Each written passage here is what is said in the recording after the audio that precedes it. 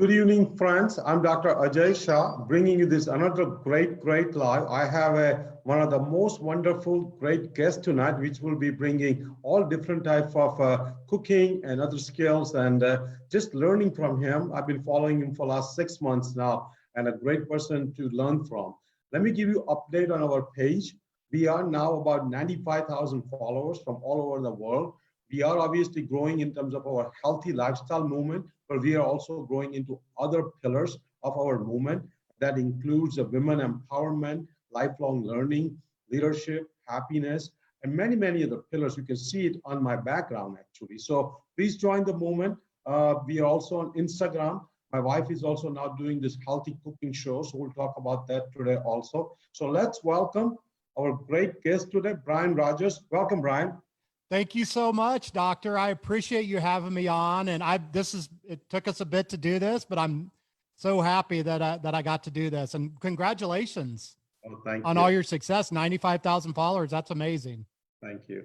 So again, Brian himself is a vegan, which he will tell us how he got into being a vegan, a great chef, a great leader, great entrepreneurial personality. I mean, he has so many projects. He is doing consulting work. And obviously, in my opinion, he's one of the great souls. So tell us, Brian, where did you grow up and who influenced you when you were growing up? Well, I grew up in Kansas City, Missouri, home of the American Royal Barbecue Competition, the largest barbecue competition in the world, hence the reason for barbecue. And the Kansas City Royals and the Super Bowl champions, Kansas City Chiefs, right? Grew up in Kansas City. I played baseball my entire life. So I was really influenced by a lot of athletes. As you can see behind me, I live in front of a baseball stadium now, which was a childhood dream of mine. So I was influenced by a lot of baseball players growing up, a lot of coaches. My high school coach was one of my inspirations growing up. So a lot of athletes, George Brett in Kansas City, and people like that, and also a lot of chefs and Justin Wilson. Actually, I don't know if you know who Justin Wilson is. He was one of the first TV personalities online back in like the 80s, and he was a Cajun chef, and he's really where I kind of started learning about food. So those are my inspirations. Yeah, that's great. Yeah. So I think the thing I got impressed about you, seeing your Facebook page, seeing your journey about 15 years back, that where your health was and what medical conditions and disease you were going through. And then you had a total turnaround, almost like a total transformation. So please take us back 15 years, whatever back time was. What was your health? What things you were suffering from? And what kind of medical advice you were getting before you got into this healthy lifestyle? Yeah. So I've been a programmer for over 25 years. And once I finished playing baseball, as we just talked about, I was a programmer, very successful in business, and sat in front of a computer pretty much my whole life writing code. And then in about 2018, my wife is a nurse practitioner. I don't know if you knew that. And she's also in a senior leadership role in a major healthcare system here in Colorado. And we moved to Colorado. And about 2018, we had to change insurances. We had to change our health insurance that we have had for years. And I was like, oh, I know this isn't going to be good. Even though my wife's been in medicine pretty much my whole life, I don't go to hospitals. I don't enjoy medicine. I don't really enjoy science, right? Which is strange in our house because my wife's a nurse practitioner and around medicine all the time. I don't really like medicine. And so I never went to her office. I've been to her office maybe twice in 20 years. And, but I had to go to the doctor. I hadn't been to a doctor in probably 15 years, other than a hypertensive emergency, 2 of them that I had. And I knew it wasn't going to be good. I knew I was pretty close to 300 pounds. This was in 2018. And, so it's less than 2 years ago. So the past 15 years, I'd pretty much done what I want. I ate what I want. I did what I want. I didn't really exercise. Drank too much wine, just like the normal everyday life of people. I ate great food, didn't worry about what I ate when I went out to restaurants, and it caught up to me. And in 2018, I went in and I knew it was going to be bad. I kind of had in my mind going in that I was going to I'm an entrepreneur, so I'm always looking for like, ways to kind of make the process easier. So I had in my mind, I didn't tell my wife or my doctor that I was going to ask them to refer me to get gastric bypass surgery. So in my mind, that was the answer, right? And so I went in for this chat, but I knew I couldn't do it without a referral. I knew that. And so I went in and he's like, you know what, Brian? And this was my primary doctor, said, you know what? You need to lose some weight. Yeah, duh. We all know that. Look at me, right? And I got on this. I had already kind of started to lose some weight at that point, but I got myself up to over 300 pounds. Again, this was 2 years ago. I was over 300 pounds. You can tell by looking at me, I'm not 300 pounds now. And I knew that. But what hit me was he was like, well, let's go ahead and do some blood work. And so we started my blood work. This was in July of 2018. And when the blood work came back, it was devastating. It was very devastating. I knew that I was overweight, obviously, but what I didn't know was that I was diagnosed with liver disease. I was already on blood pressure medicine, but I had severe hypertension. I had 2 hypertensive emergencies, extremely high triglycerides. My cholesterol was through the roof. I was pre-diabetic. I had sleep apnea so bad that I had woke my son up. I mean, I literally woke my son up across our house from snoring so loud. We live in a big house, right? We live in a big house. It's not like we're both sleeping in one room and I'm waking him up. And it was devastating to me. It was very devastating. And basically we kind of decided that if I didn't do something, I was probably going to die. I was very, very sick. And so my idea was I'm just going to get gastric bypass surgery. And so I asked him, and my wife's face looked in horror, and my doctor's face looked like he was in horror. But reluctantly, they knew how the insurance works, because I don't know anything about this stuff, right? I don't know about medicine and all this stuff. They knew that there was a waiting period on our insurance because my wife works in the same healthcare system. And they knew there was a 6-month waiting period. So he referred me. He said, you know what, go and see what it's all about. Go check it out and see what you think. And so I did. I went to the gastric bypass, and it was pretty scary. So they told me all the things, how they could, they're going to redo my stomach, and I'm going to get all this stuff, and it's, and how it could work, and it could be the right thing for me. And I could die. I mean, that's the worst consequence. Right. But then he told me the thing that kind of changed it for me. He said, oh, by the way, Brian, like, I know we talked about how big you are into barbecue and how much you love barbecue and all this stuff. He's like, you probably taste buds are going to change. You're probably not going to like barbecue anymore. I was like, whoa, whoa, whoa, whoa, whoa, whoa, whoa. Like, I don't care. I may die. I may be sick and crippled. I may not be able to do anything, but I'm not giving up barbecue. Right. I'm not giving up barbecue. And so that was it for me. That was kind of it. My wife and I looked at each other and we're like, we're out of here on the next thing smoking. That's kind of something we say all the time. That's the name of my book and my podcast, by the way, The Next Thing Smoking. We said, we're out of here on the next thing smoking. And we went home and, laid on our couch and kind of cried and just, said, it's okay. We're going to figure out through this. And the next morning, I went cold tofurkey. I called it. I literally, the next morning, the one thing I hadn't tried was a plant-based diet. I gave up meat. I gave up dairy. I gave up salt. I gave up oil, and that's it. Next day. And 6 months later, by the way, I did blood work every month. And just to kind of bring you up to speed with how this all worked out, my doctor insisted I do blood work with every month. I did blood work every single month along the way because I was very sick, and he wanted to track the liver disease and hypertension, and particularly the diet, make sure I wasn't going to get diabetes and things like that. And so we did blood work along the way. And the next day I started walking, and within 6 months, but you could see it on my blood work. You can literally see the liver disease going away. You can see the blood pressure coming down. You can see everything happening. Within 6 months, I lost 120 pounds, and I reversed all 6 of the life-threatening diseases. Within 6 months, they were gone.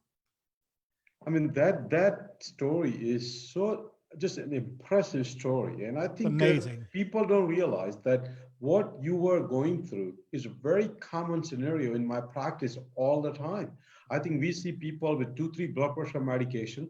Fatty liver and liver cirrhosis from obesity is number one reason for liver transplant now. So Yep. fatty liver is a major issue. Having high triglycerides, having a bad case of sleep apnea, having a pre-diabetes, not having energy, dragging yourself every day is not something of a rare thing. It's something of actually most common thing we see in America.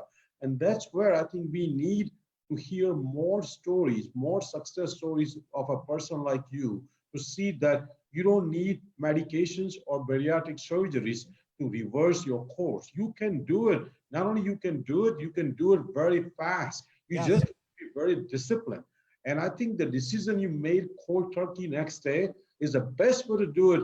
If you have that kind of willpower, if you have that kind of environment, if you have that kind of supportive spouse, that's the best way to do it. At the same time, if you start halfway, fine.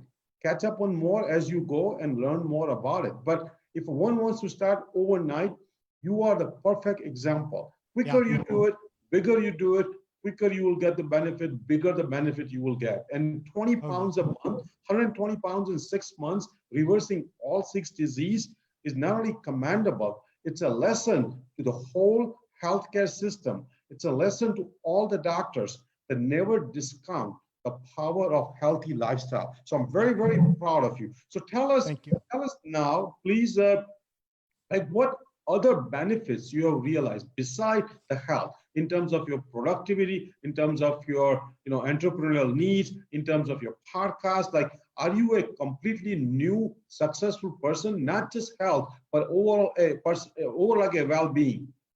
Yes. Yeah, I think, yeah. And I just talked about, everybody always wants to talk about the 120 pounds and the 140 pounds and the disease. And that's one. And there's also a lot of other very annoying that weren't life-threatening diseases I eliminated too, like irritable bowel syndrome, for example. Like I never had a solid bowel ever in my life until now. Right. But yeah, I mean, I was always a pretty confident person, but the confidence that you get from, like, I had never taken my shirt off at the pool. Just to give you like some real, I'm not a medical doctor, you know that. I'm like an everyday person. Like just little things. Like I never took my shirt off at the pool my entire life since I was 7 years old because I fought childhood obesity from 7 on. Just being able to like take my shirt off at the pool and sit there and not feel like the entire pool is staring at me, just to give you like a real life example of things that are real to me, right? Like that's real to me. Being able to take my shirt off at the pool is like, to me, that's like a huge win. That's like winning the World Series in baseball, right? Or something like that. Like little things like I see little things all the time. Being able to educate people, being able to really have a story to be able to educate people and kind of do my part. Like I was a programmer. I'm not ever going to write another line of code in my life. Well, I shouldn't say never, but my job now is to get out on the street and tell everybody about like what I did. Like I was given a gift. I mean, I know it's a science-based gift. I was given a gift of being able to lose this weight and lose this disease. And now it's like my job to go out and tell other people the story, and maybe it'll help them. Maybe it won't. Maybe it'll help people make just a little better decisions. I'm not here to tell anybody to become a vegan or be plant-based or do whatever. I'm here to just tell people you just make a little bit better decisions, right? Just start, make a little bit better decisions. And if you want to go full on plant-based, I highly recommend it, or full on vegan, I highly recommend it. But I'm not here to do that. That's kind of everybody else's job. I'm kind of here to just tell the story, tell people how it happened to me. My doctor, my primary doctor still freaks out when he talks to me. He still can't believe like it happened, because he said, you know what, in all my years, and I think he's been practicing medicine over 20 years, I think, very successful doctor. He said, I have only had, well, I've never had anybody do what you did in the amount of time. And I've only had a handful of people in all that time, even though it's very common, like you said, that actually did it, that actually did the initiative, did everything, and actually did this all at once. So he like still freaks out, right? And he sees this stuff every single day. And so So yeah, I just think the benefits are so immense. I mean, I can't even like describe um just the new way that I feel, you know, every day. Like I don't sweat every day. I mean, just little things. Like I don't walk around sweating all the time. You know what I mean? Like I can be in 100-degree weather and not be like dripping in sweat. Like I can sweat like a normal person, you know? So just the little things I think are what are the benefits to me. I mean, there's a lot of big things, but the big things to me were really the liver disease and the hypertension. I'd feel my, you know, I would feel my heart beating out of my chest a lot. You know, I was just very sick, you know? No, I think what I see you in now in live, I've seen your Facebook profile, I've seen your old pictures and everything, but what I see you in now, I see a sparkle in your eyes. I see the vibrancy. I see the energy. I see the enthusiasm. I see that you are no longer oxygen deprived at night. I see that your sleep apnea is gone. I see a new life to you to take this challenge to change the world. I can see you as an influencer now instead of somebody who was fighting every day just to live a day. Now I can see that you are ready to conquer the world in terms of making everybody healthy. And that mission requires a lot of planning, a lot of energy, a lot of dedication, and you are able to do those things because you have achieved the health success. And I always say that person who is healthy has 1,000 goals. Person who is unhealthy has only one goal: is how to be healthy. And now you have those 1,000 dreams and 1,000 goals. So I think very proud of you. So let's start with what you eat now. So now Yeah. you are vegan, you are whole food, plant-based, no oil, no salt, no sugar. So please tell us, how is your day spent and how a person can look into what you eat every day? Yeah, yeah. So I'm known as the plant-based barbecue person, and the reason I'm known for that is that's kind of how I got my start. Because I start with, well, let me start with how I eat. I eat during a certain schedule, so I eat on a regular schedule every day, 7 days a week. I don't change it based on the day. I don't have cheat days because I feel like every day is a cheat day the way I'm eating now, right? Like I feel like it's just an amazing way to eat. I don't start eating until 10:30 in the morning, so I don't do an early breakfast. I do 10:30 in the morning, and I stop eating at 7 o'clock at night. So I think that's always the first thing to let people know is I eat in a shorter time period, but I do it every day, and so I eat 10:30 to 7. I still even I don't really count calories or anything, but I still am very cognitive about how much is going in my body. Like again, I don't count calories, but I'm very cognitive and not eating really high caloric foods for every meal. So I don't eat plant-based barbecue 3 times a day, for example, right? Even though I would love to do that, I don't do that. So I may eat one large, you know, one bigger meal that for me could consist of a pulled barbecue jackfruit sandwich, or could consist of smoked tofu. Like I like to use smokers and smoke my food. I like bowls. I like vegan, like Buddha bowls and things like that. And I like to just pack a lot of nutrition into them. And in the morning at 10:30, I like to either do a juice or a shake. I do a juice or a shake almost every day, or a acai bowl. I love the acai bowl. I think those are a nice thing in the morning. So I try to do a light, and I don't really call it breakfast because I don't want to get into that habit of kind of, you know, it's breaking your fast. I don't really like to say breakfast, lunch, and dinner. I kind of like to say I eat my first meal at 10:30 and I eat my last meal at 7. And I kind of in the middle, I kind of consider that snacking. I kind of eat 2 meals, and in the middle, I'll do all kinds of things, a salad. I'll do a burrito. Sometimes I love like just putting together burritos.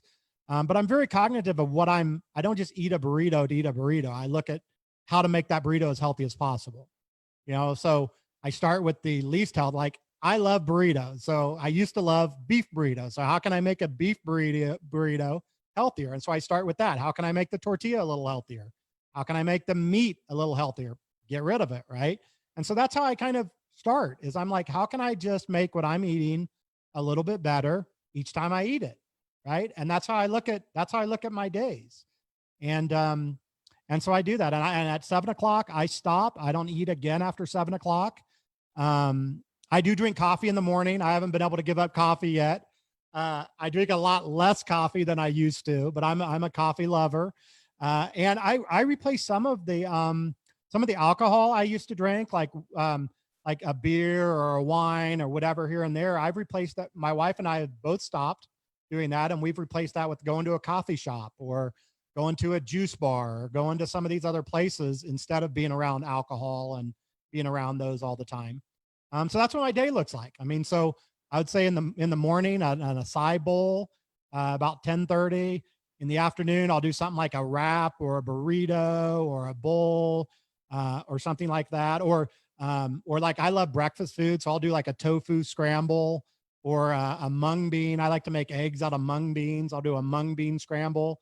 And then at night, like a pulled jackfruit sandwich or some smoked tofu, or or smoked sweet potatoes or something like that. And what I'll do is I use a lot of rubs. Like I have a lot of rubs and seasonings and stuff that I like, spices.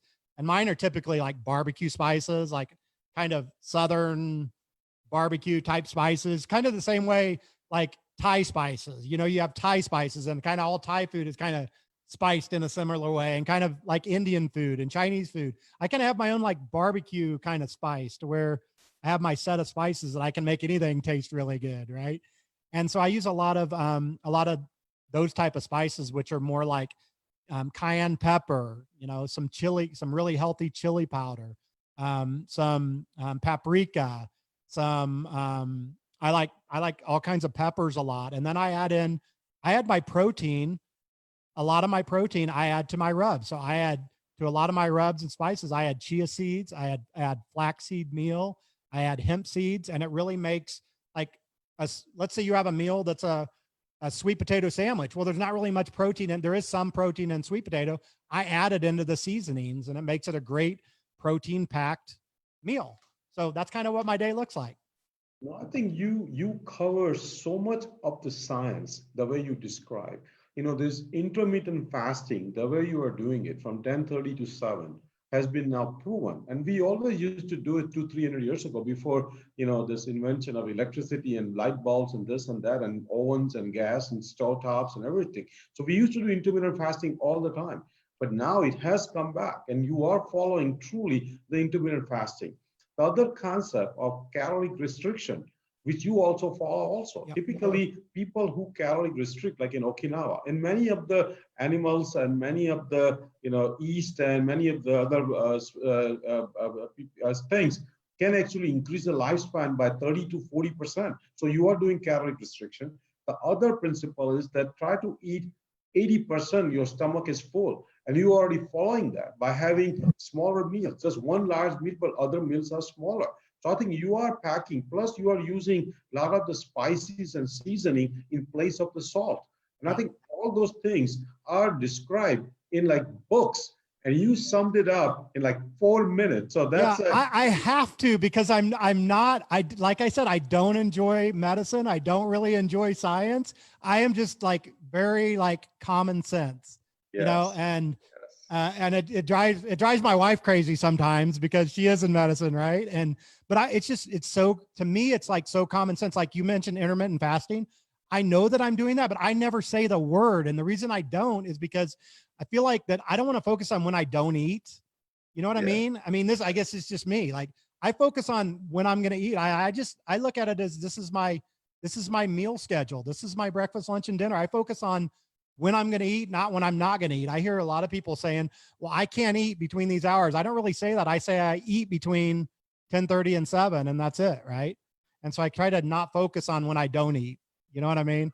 No, I think to be honest with you, some of the biggest learning for our viewers and followers actually has come from non-doctors and non-medical people, because they are not only they are good at like understanding and learning from their own life experience, but many times they actually can talk to the level of the talk where everybody can understand. And many times, including myself, we all make mistake of not making our scientific language into a simple language. It's just like when I ask you about computer programming.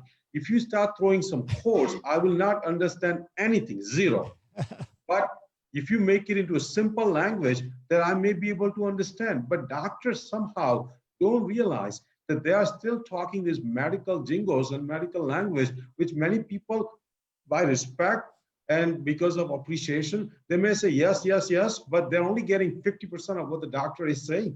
Yeah. And go home and look it up and this and that. But if doctors make a habit like what you are doing, I think doctors will be having better followers and better understanding than just just not having the same kind of outcome and results when a person like you is teaching. So I mean that's a great quality you have. My next question to you is that when it comes down to healthy cooking, you are going to be a great friend with my wife because my wife is just like you. Take a dish, take an Indian dish, take any ethnic dish, and see how we can make it healthier. Yeah. Make it 50% healthier first time, make it 70% healthier next time. So please tell us that what are some of the ingredients which our followers and listeners can replace from this to that to make it healthier? Like you give an example, start putting seeds for protein instead of having a chicken or fish or a meat when you're looking for a protein source. So please tell us some of the replacements for healthier items. Well, on protein, I mean, I can pack protein into any dish. I mean, with chia seeds, with hemp seeds, with flax seeds, with nutritional yeast, that stuff all will go in anything. I think where people make the mistake is just trying to like sprinkle it onto something and think they're getting protein into. You want to really mix it into like how you're cooking. Indian, Thai, I learned a lot. I apply a lot of how I cook in barbecue from Indian and Thai and those kind of cooking because they really incorporate their seasonings into their food instead of just like sprinkling it on there. And I think I know I was in the habit of, sprinkling salt on everything. So I've just said, you know what, I'm not going to sprinkle anything on food anymore. That's kind of what I started with. I'm not sprinkling anything on food anymore. I'm only going to put it in the ingredients when I cook it. And so I think that was a good first step. But things to replace, I literally talk to people every day and I have this hashtag that's kind of growing right now that says I can make anything out of plants. It's hashtag I can make anything out of plants, right? And it's really growing now because I tell everybody, I can make any dish you have. I can make it healthier. I can make it plant-based, except for you got to be willing to give up the steak. I know there's steak out there that's plant-based. It just doesn't taste right. I'm sorry. Sorry if anybody out there says that you can make a wheat gluten steak taste like a real steak. It's not really going to happen. So that's a willpower thing to me. I tell everybody, if you're not willing to make life changes because you don't want to give up your steak, then you're not ready, right? Because you can literally change any other food, I believe, almost in the world to be amazing, health-based, taste good. May not taste exactly the same, but it's going to taste really good except for steak. And I know, I could probably make a steak taste pretty good or a cauliflower steak or something like that. But it's a bigger thing as you got to be willing to give up that steak. Because I think that's most people lean on one thing and say, well, I could never give up steak. It's usually not meat. It's usually like something specific that they're thinking of, right? So replacements, to answer the specific question, I'm great at this because I pretty much single-handedly invented plant-based barbecue. I mean, I put it on the map. Certainly, like if you ask Google now, who's the plant-based barbecue expert in the world, like you're going to see pictures of me everywhere, right? So like I'm an expert at like making barbecue out of something else. Like mushrooms are a great replacement for any meat to start with. So, but I really believe when you replace mushrooms with meat, you really need to get those seasonings into it. You need to get those chia seeds. You need to get those flax seeds into it. You need to get that seasoning into those mushrooms because if you want everything to taste really good to start with, otherwise you're not going to do it. So mushrooms are a great replacement. Sweet potatoes are a great replacement for any filling you can think of. What do we use fillings for? Burritos, tacos, pizza, breakfast scrambles, dinner scrambles, lunch scrambles. Sweet potatoes make a great replacement for, I don't even consider them a replacement because I love sweet potatoes so much. But they can replace anything you put in any of those things I just said. Beans are obviously a good replacement. I kind of handle beans with kid gloves a little bit.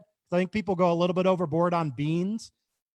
Sometimes, like I love beans, like smoked barbecue baked beans are probably my favorite thing to eat in the entire world, right? Probably my favorite thing. But I think people, especially if you have weight to lose and disease, beans can be a little bit dangerous and can be a little bit, and I don't mean dangerous like you shouldn't eat them. I mean, I think that you can go overboard with beans. You can go over portioning with beans. I just think the beans are a little trickier thing to do. But beans are amazing to replace things with. I could go on and on all day. I mean, name a dish.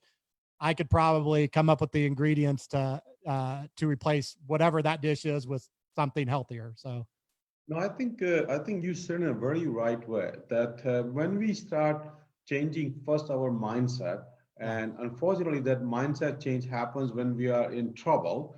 So I wish more of our listeners and followers change that mindset before what you had the trouble just 2 years ago. So wake up before the trouble comes to you, or trouble is with you. Number one. Number two, once you change the mindset, and once you start eating healthier thing, your taste buds will change in 3-4 weeks, and you will actually start to love the newer items. And I always give this example to my patients that when you eat French fries, which has been marketed so heavily and so much brainwashed by all fast food people, French fries has 3 or 4 tests: salt, oil, potatoes. Those are 3 or 4 tests. And if you take a small French fries, it's about 250 calories. In that 250 calories, if you go to a salad bar, you can pack probably 20 items in that 250 calories.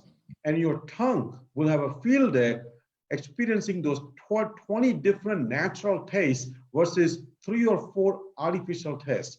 You may not appreciate because your mindset wasn't ready. You are brainwashed by these fast food people and other people that French fries is the tastiest thing in the world. But once you change your mindset, once you get the education, once you listen to a person like you, and once you start eating that salads in the same calorie or less calorie and 20 more tastes, in 3-4 weeks, you actually would start wondering, why was I eating French fries by having so many different fun and so much different tastes? So I agree. I think replacement is probably a wrong word. Actually, I agree. I agree. You are actually enhancing.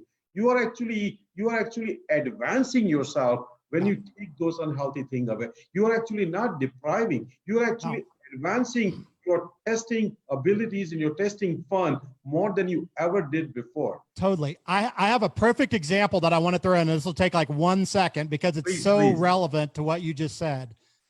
So being I was in barbecue, so a lot of my people I deal with are these hardcore barbecue men, right? These men that they want meat, they want ribs, they want chicken, they want all this stuff, right?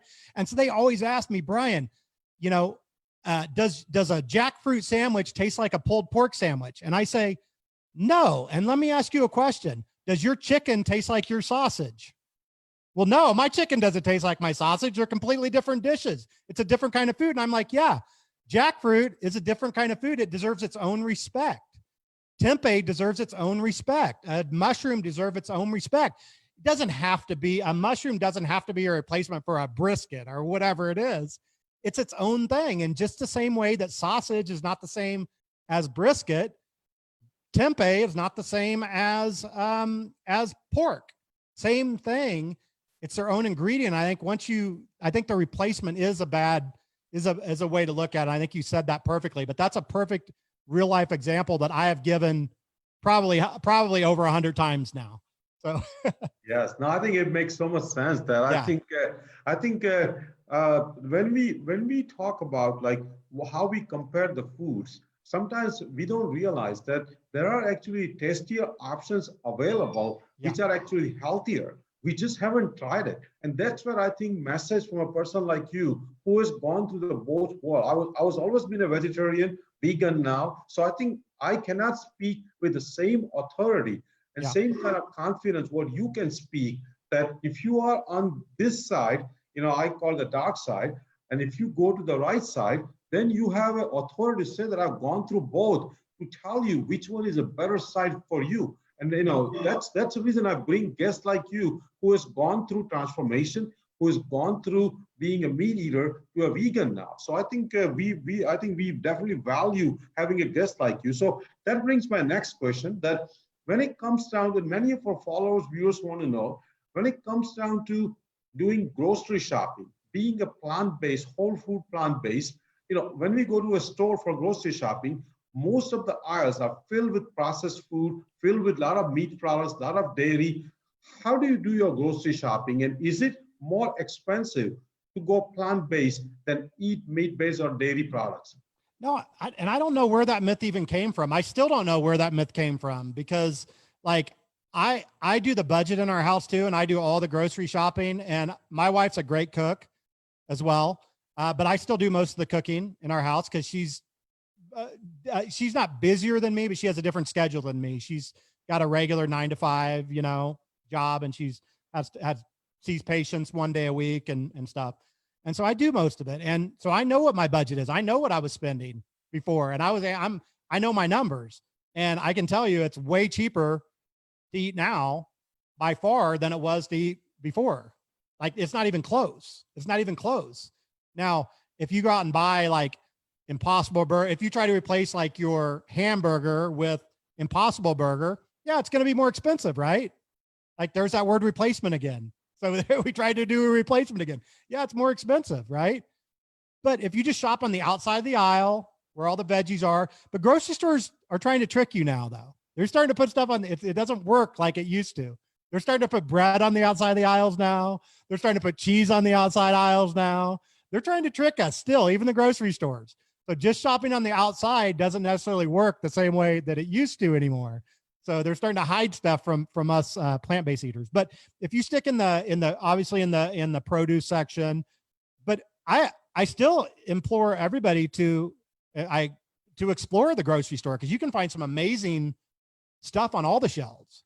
So I never tell people to not go through their grocery store and check out what they have, because I've found amazing products in my regular grocery store. Kroger's. I shop at Kroger's. I do Whole Foods, and I do natural grocers, and I do Sprouts, and I do a local market here. And then we have farmers markets that are just starting to open back up that I definitely eat at. But in the regular grocery store, you just got to find like obviously the produce, fruits, things like that. We all know that, but also explore for other things. Explore for, there's healthy things out there. There's unprocessed sauces out there that people like me make, right? There's things out there. There's better bread for you. There's better tortillas for you. There's better things out there. You're going to have to learn to read labels and set your I call them hard nose. Okay. So your hard nose, if it has meat in it, or does it have dairy in it, if it has oil in it, or if has salt in it, or a ton of salt, that's a hard no. Everything else is kind of fair game. And then you try to do as least processed as possible, right? Set your hard nose, and then as least processed as possible is how I look at almost everything that I look at that I try to shop with. So for me, it's much cheaper now. I buy a lot less, and to me, it's just a lot easier. Yeah, I think those are some great tips and great points. That I think going vegan, as long as you eat the raw food, whole food, plant-based food, and cook at home, actually the cost could be as little as 50% of eating outside or eating, meat-based or dairy-based products. Actually, people, like you said, it's a myth. The myth is because when we go to McDonald's, it costs $6 to get a salad, and it costs $1 to buy a burger. And that's the reason people assume that vegan food is expensive. Actually, vegan food at home is much cheaper than eating meat-based food. So that's a great point you made. 100%. The next question I have is that if any of our listener wants to start whole food, plant-based, vegan lifestyle, how can they sit down with their family and convince the family what is good, not just for himself or herself, but for the whole family? Because without family support, without spouse support, it's very difficult to be a lone whole food, plant-based vegan. So what tricks, you had a supportive spouse, she jumped right on the board, but how can a person start that movement in their own house? Yeah, it's a really good question. And I think one that more people need to answer, because, and it kind of goes back to me to to the same thing. Like if you're going to do it, go all in and do it. Like I know what you said. If you can do halfway, that's still better. But I always, especially if you have weight to lose and disease to reverse, you need to jump in and do it because, I mean, you can, I'm sure, back me up on this. Your disease doesn't care if you're going to start next Thursday. It cares if you start tomorrow, right? Like your disease, your weight, that's not going to wait for you. So if you're waiting for it, it's not going to happen, right? So you need to jump all in. And so with that said, I really feel like I did have a supportive spouse. She went plant-based the day that I went plant-based because that's how we roll. We roll together. She said, okay, you're going plant-based. I'm going plant-based. She lost 18 pounds along the way, and she was already a small person. She's a thin woman, and she was already a thin woman, and she's lost 18 pounds. So 18 pounds on an already attractive thin woman looks really good, right? It looks really good. And so she went in all in with me. So and my son did not. So my son is now vegetarian. He's not completely plant-based yet, but he's getting there. He's getting there. But I talk a lot about this in my book about support systems because it's so important. But I feel like it's better to not overwhelm people with like, we're all going to do this and kind of try to crush people with what we're going to do tomorrow, especially if you've read some book and from somebody and you're going to try to follow the book exactly 100% and make everybody in your household do it. That really doesn't work in most households. I mean, let's just be honest with each other, right? Yeah. That just doesn't work in most households because, you know, it just, unless it's maybe you and your cat's probably going to agree with you on that, right? But nobody else. So what I do is we tried to look at, I like food journaling, but I think a lot of people won't do it. But I think food journaling is a great start to get a baseline for where you're at. Like, and if you can't food journal starting today, just go with what you remember. What did you eat yesterday? What did you eat today? What did you eat the day before yesterday? What are you planning on cooking tomorrow? Where are you planning going out to eat tomorrow? Where did you go out to eat this week? Did you go out to eat last week? Kind of just a rough idea, and ask your family, hey, what did we eat last week?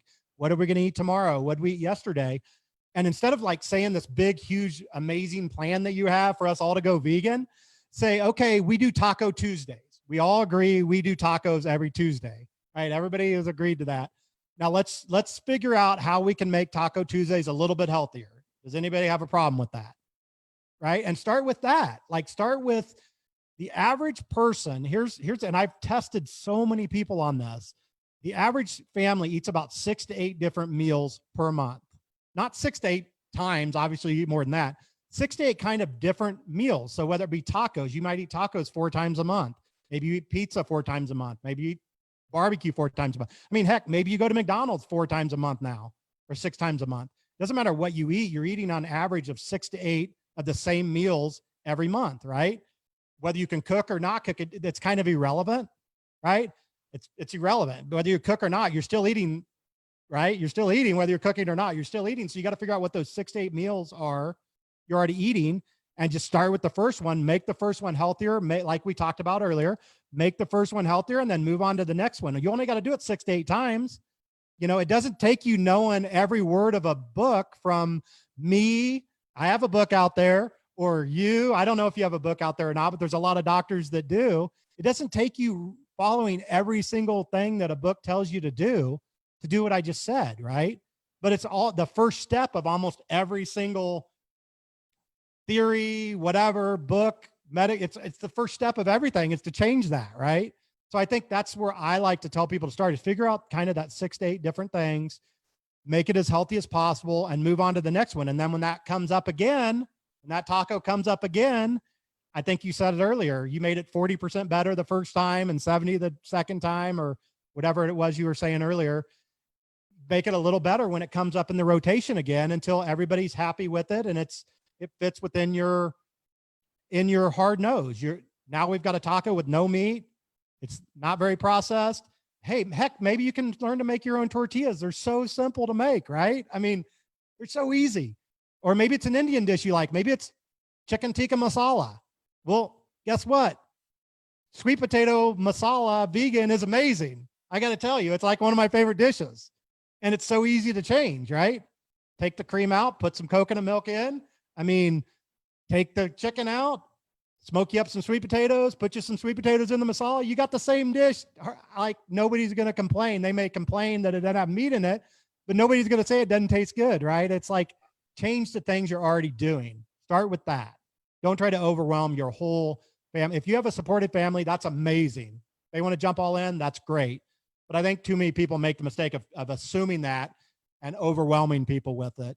And then it just becomes an uphill battle from the start. So I think just start with those 6 to 8 meals. And that's really my advice on that. I think that's an excellent way you described it. That most families, they have, like you said, 6 items per month. They keep rotating around. Yep. So when people know that they need to change 6 items to change a lifestyle completely, yep. and start with one, add one more, and yep. then people are not overwhelmed reading a recipe book with like 400 recipes. It's so overwhelming. Biggest mistake. Biggest mistake you can make when you go vegan is going online and asking open-ended. It's the biggest, you can probably say in health too. It's probably the biggest mistake you can make with your healthcare too, is going online into a forum or wherever and asking an open-ended question. Yes. Don't ever ask it. If you're going to try to do this lifestyle, don't go online and ask any open-ended questions. Yes. Ever. And right? That's a good point. That I think if you start with what you are eating already and make it healthier, that much more practical recommendations you gave us, instead of start looking into this, this recipe, that recipe, which you have never cooked. Right. You'll be so overwhelmed just collecting all the ingredients and cooking may or may not turn out. But if you already are eating those 6 or 8 items, just make it healthier. Don't get overwhelmed. So that's the biggest piece of advice you gave us today. And it's so practical to implement into family, that what food we are eating, we are just going to make it healthier. We are not changing anything in terms of what we are going to eat. We are just making healthier what we already eat for last 10 years, 15 years. So I think that's a great practical advice. My next question to you is that when you go out with friends and family to a restaurant, which obviously more and more restaurants are serving now plant-based, whole food, plant-based food, how do you manage going out with friends who are eating steak right next to you on the table while you are having this? So how, number one, how do you be politely say that I'm a whole food, plant-based vegan? And then how do you ask the server to give you, the whole healthy, whole food, plant-based food, which fortunately is much easier now compared to 30, 40 years ago? Here's the thing about and you had me on the show, so I'm just like common sense. Like I'm not like real detailed about how I do it. I honestly have never told anybody when I went out to eat that before I served, I've never said I'm a whole food, plant-based vegan. I just want to let you know right now, right? I've never said that to anybody. Like I never walk into a restaurant and say, I just want you to know I'm a whole food, plant-based vegan. So what can I eat? I don't approach it that way. Right. And I'm not saying it's wrong. I'm just telling you what I do. I go in and I'll basically say something like to a server, to whoever, like on this menu, what's in this? Like, I don't eat meat. So I was just curious, like what's in this meal? And she's like, oh, you don't eat meat. You're a vegan. I'm a vegan. And it always works out every single time. Or people don't care. People like in the world today, people are actually want to be healthier in general. It's in our mind that people out at the steakhouses or wherever, and by the way, steakhouses are pretty much starting to go away now, which, that it's not as hard anymore because there's less steakhouses and stuff. But I don't ever go in and say that. Like with my friends and family, it's easy for me now because they know I lost 140 pounds, reverse disease. So now it's easy. Up front, it was a lot harder. So I would maybe sometimes try to avoid those situations, but I've never had a problem finding anything to eat at any restaurant I've ever been to. And I've been to McDonald's and I don't go there often, but I've never had a problem finding it. And I've never had to have the conversation with anybody about why I'm doing it.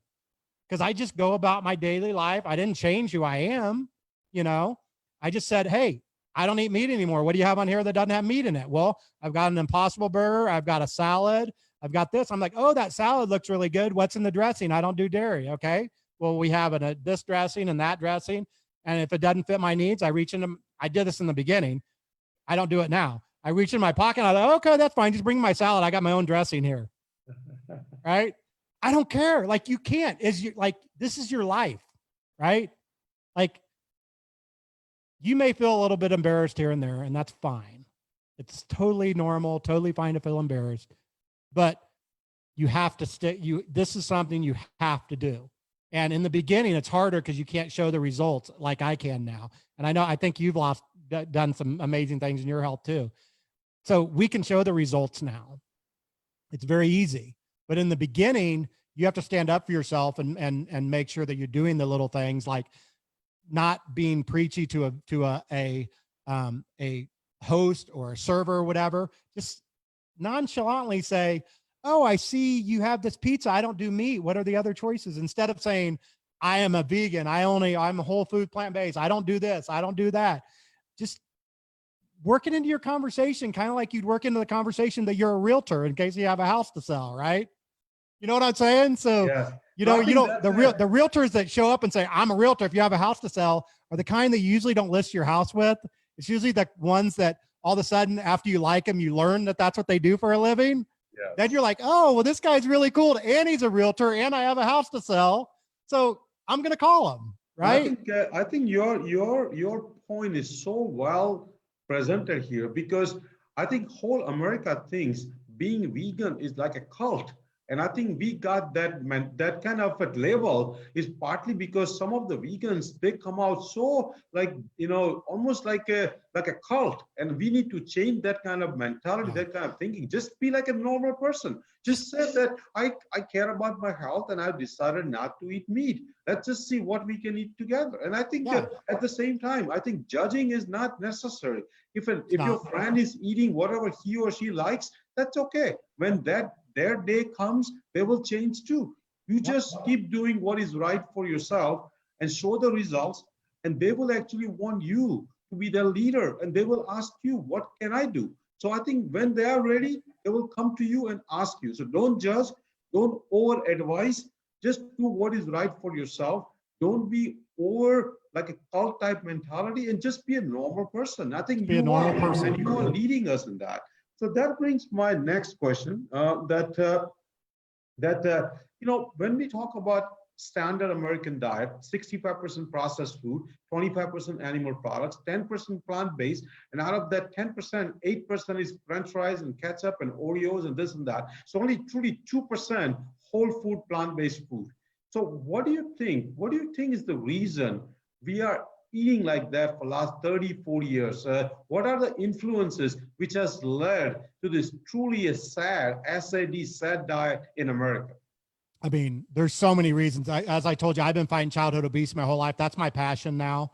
I get out on the streets. I go out and I'm actually out on the streets in Denver, right down here behind me, feeding plant-based barbecue to homeless people, to people that need food, to people that, that kids that need it. I'm out there talking at schools. I speak at schools about this topic. There's so many different reasons. I mean, we can point fingers at it's the fast food industry, it's the food, it's all these different things.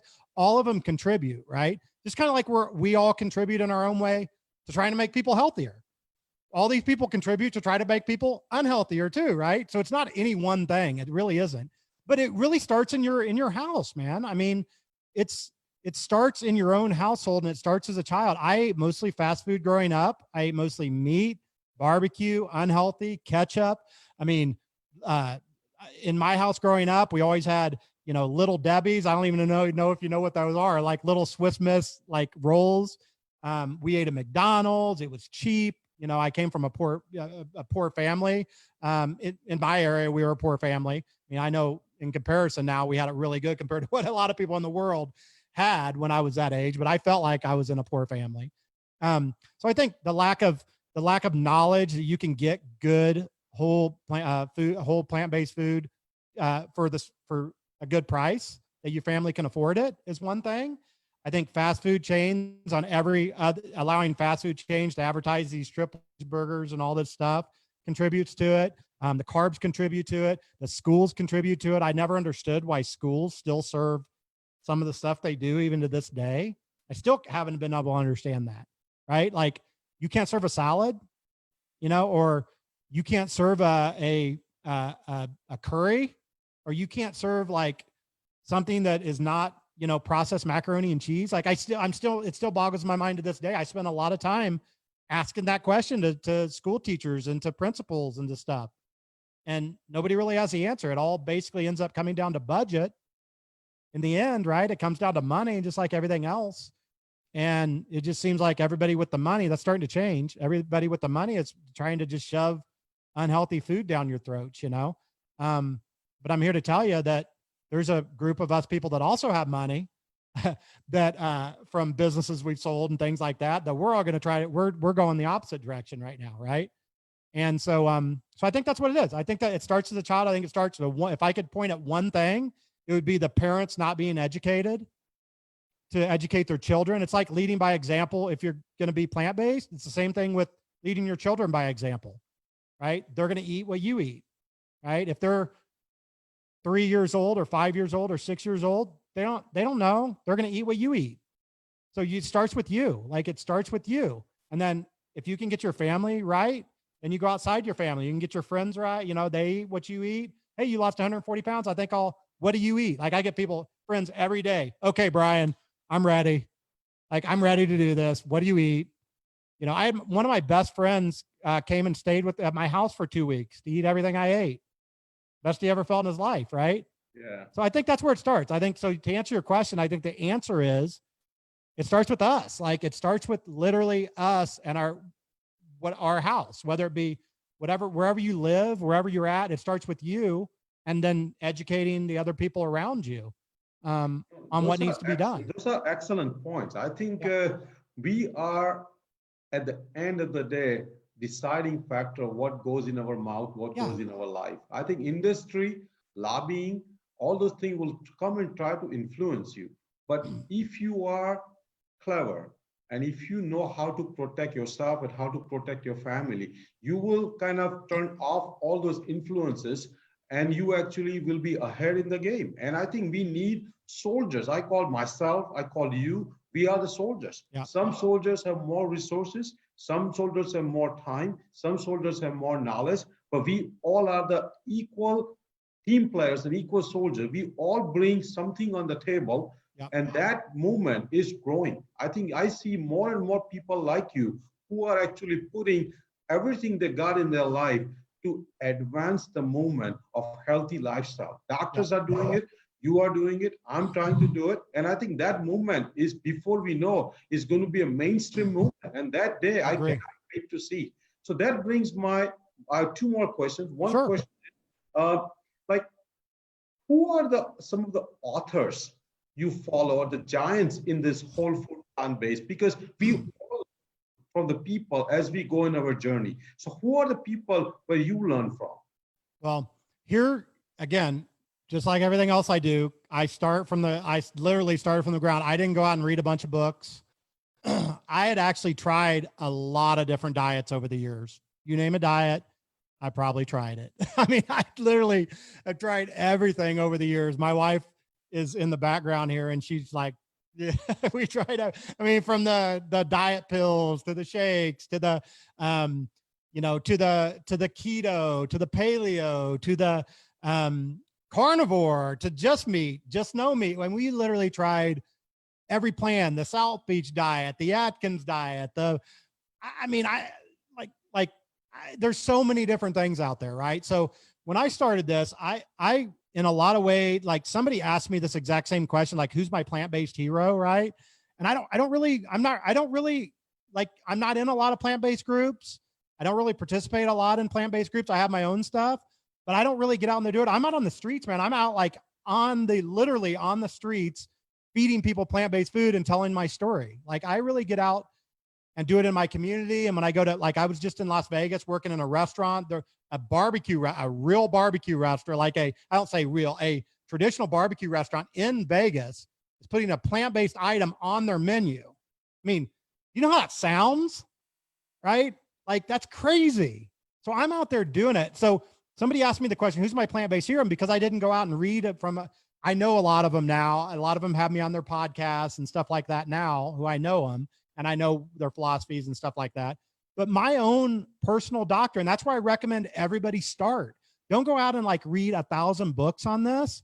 Start with what you currently have, just like your meals. Like start with your doctor, your primary doctor. I went to my primary doctor And he, in a lot of ways, is my hero in all of this. He's not a plant-based doctor. He's not he doesn't have I know there's some new certifications and new things that Lifestyle doctors. medicine, lifestyle Yeah. medicine. He's not that. He just was my average primary doctor. And it started with him. That's where I started. He kind of told me to do like a Mediterranean type diet to start with, kind of like like more Greek, but it also included a lot of oil. And I felt like, I needed to eliminate oil. So I kind of took what he said and his advice and stuff like that. And I just said, you know what? I've never tried to cut. I've never tried to do a vegan diet or a strictly plant-based diet. That's what I'm going to do. So I really didn't have anybody at first. I've learned a lot from other people since then. And I learned something from every single person that I read from, that I talk to. I literally learned something from everybody, but I don't really want to single any of them out on this. And just because I've learned from so many of them and I didn't really have a base of like, I'm going to do, I didn't start with like, I'm going to do Dr. Esselson's diet or Dr. Furman's diet or I didn't do that. I can't say that's the diet, that's the lifestyle, or that's the diet. I can't say that's what you should do, because I didn't do that. Right.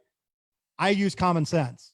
My common sense is starting tomorrow, no meat, no dairy, no oil, no salt, and start walking. If you do those things, to me, that's every single book or whatever you read.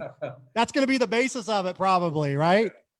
No, that's an excellent point. You summed up thousands of books written in like 7 or 8 words. And I think people, instead of getting overwhelmed, reading this tons of book, and then eventually getting more confused about everybody's different message, just keep it simple. Just keep it very simple. And you are actually doing that. And that's what I like about you. You're very practical. You're very common sense. You have done yourself, and your method works. I think a lot of people buy these multiple books, but at the end of the day, they have not gone through the transformation. So if people keep things simple, I think they will achieve that. So that brings my last question. Please tell us name of your podcast, yes, and name of your book, your website, and how people can start following you and start reaching you if needed. Yes. So the best way you can go follow the name of my podcast is The Next Thing Smoking. So you can go to Apple or Stitcher or iTunes or wherever. It's everywhere. Next Thing Smoking. My name, Brian Rogers. It's the name of my book, Next Thing Smoking. And The Next Thing Smoking kind of goes into more detail of kind of the questions you asked today. Like, you asked some excellent questions.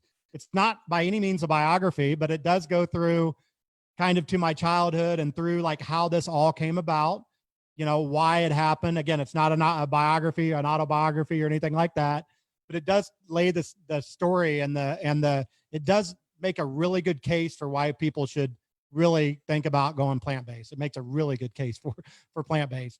And it's not a scientific book. It's not a medical book.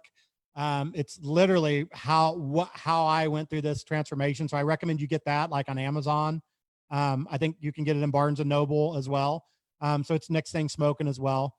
But you can follow me at the Brian Rogers, TheBrianRodgers on Instagram. So just follow me on Instagram. I'm old enough to where I actually have my own name domain. So brianrogers.com, right? So I've been around the not too many people have their own name.com that have a normal, like a easy spelled name like mine, right? That's how old I am, 46, right? So you could go find me there. You can also, the last place I would recommend, I own a barbecue company, Fool's Gold Barbecue, that you can find in Whole Foods. You can go to my site, Fool's Gold Barbecue, and all the proceeds. This is the best part of this. I make all the proceeds from my book. If you want to follow me, all that stuff goes to my nonprofit foundation with the same name, Next Thing Smoking. Go to nextthingsmoking.org. Every penny that I make from book sales, from barbecue sauce sales, from whatever I do goes 100% into my organization, and I use it to feed people plant-based barbecue. So that is just such an amazing cause you are spreading. I think we need more people like you. I'm buying that book today. I ask all of followers, listener, to consider buying the book today or tomorrow. Read it. at the same time, your life is your message. Your life is your book. And what you brought us today in 1 hour is probably adequate for every listener and follower to start their new lifestyle, new life journey from tomorrow. And I think if they keep it simple, they will achieve the same results what you have achieved. So Brian, I really appreciate. I actually should thank Jane Elizabeth for connecting us, and we both should thank her. Hi, Jane. I love you, Jane. Yeah. Thank I you. love Jane, one of my I love favorite Jane people in the because world. she's just such a nice, wonderful person. Wonderful I just love person. her energy, the way she spends her day. She's always up helping people, a great mom. So I think we all are thankful to her. Obviously, I'm very thankful to you. And we are definitely bringing you twice a year on a regular basis, learn more thing about your programs, your charitable work, and we all will support you whatever necessary to help you to advance this cause. So thank you, Brian, and have a great evening. Thank you so much, AJ. I appreciate it. Have a great day. Thank you so much. Bye. Bye.